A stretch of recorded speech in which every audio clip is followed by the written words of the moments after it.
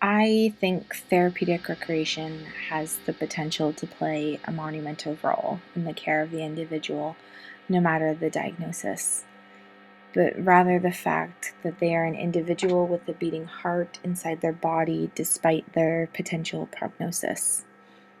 It's hard to be optimistic when no one seems to understand that health goes beyond chemotherapy, radiation, and testing, but rather quality of life, finding meaning and purpose, shouting, "Thank you, I love you, forgive me, I forgive you."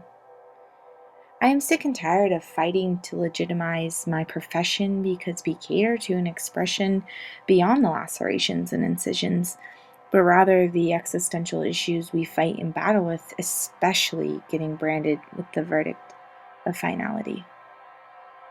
Therapeutic recreation belongs in palliative care. We can bring ease to the transition, understanding the pain and frustration, but also celebrating and enjoying the life we have created. We all have a life that we have created. Quality of life. A term as unique as the freckles on your face to the dimples in your cheek to your bright blue eyes. Quality of life. It is deserved by all, no matter the label society has placed from start to end, no phase or transition superior than the next. We deserve the very best, granted. Society has put older adults to the test, but why? Let me address that we all grow old. It is an inevitable truth. You know that one day you will depart from this earth. Did no one tell you we are all gonna die? Oh, right. I forgot we are told to live young and deny. How do you think we make older adults feel through the media institutions screaming, "We don't want you here"? Now imagine being told you have 3 months to live. Does your level of care continue to stinge? My opinion is yes, but I'll let you decide. TR belongs in palliative care. Now give me a chance to tell you why.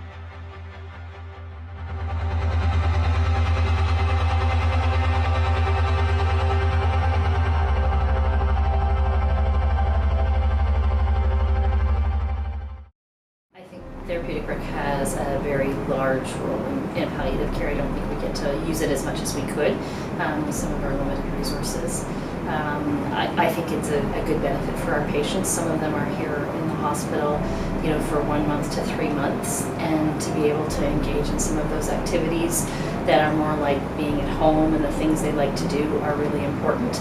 And unfortunately, the people who are most qualified and able to bring those things to those patients are therapeutic recreationists, which we don't have enough of. TR's place in palliative care is to kind of help ease the transition from life to death and kind of bring meaning to that person whatever way they see fit. Absolutely. There's no doubt that it doesn't. It has a place because I think with palliative care and hospices that there really should be a meaningful effort to engage with the people who are obviously going through this and not to view it or understand the process as just putting these people here until they die. They're still humans and we should treat them as such, and to be able to engage with them and to support them through whatever means possible, I think that's really important.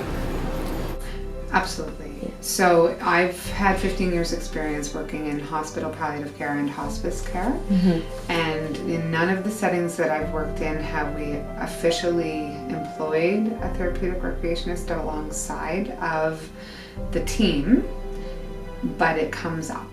So it always comes up, and then there's this putting it onto the plate of other team members to try to accommodate for the needs. So these things often fall to people like the music therapist, if there is one, or the social worker, and then sometimes the nursing staff. Help transition into a good, peaceful type death, and to kind of tie up all those loose ends that some people may have before they die. So for some people that may be doing things like recreational activities. For some people that may just be reconnecting with family and providing that kind of assistive means of communication, something like that. That's kind of where I see it fit in. So I don't think it's the same for every person, but I think that it definitely does have a place in palliative care. Absolutely. just because your life is ending doesn't mean that you can still have quality of life, which recreation therapists can provide to these specific patients. Quality of life to me means I would say working for something that in the end will pay off, and like along the way you have people like your friends, your family who help support you, and then I think just giving out your best.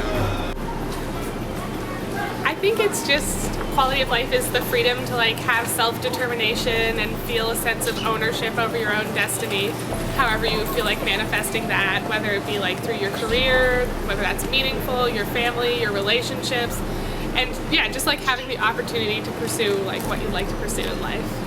Quality of life to me means being true to yourself, whoever you are.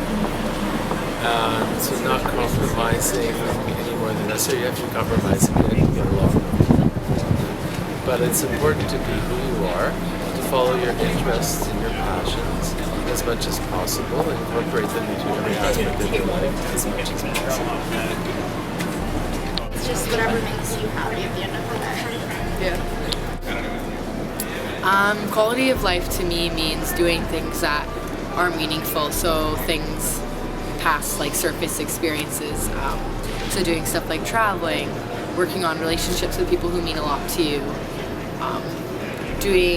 having hobbies, doing activities that give your life meaning. So having experiences rather than things. And I think having an array of things like close relationships, things that you love to do, traveling, stuff like that that's what quality of life means to me, or good quality of life. I know that we had one patient who had a prognosis maybe 3 months.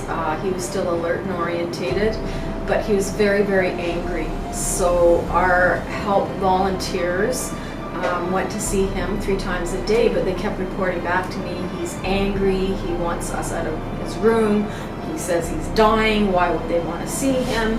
So I went to reassess the patient, and I just asked him quite blankly, what is making you so angry?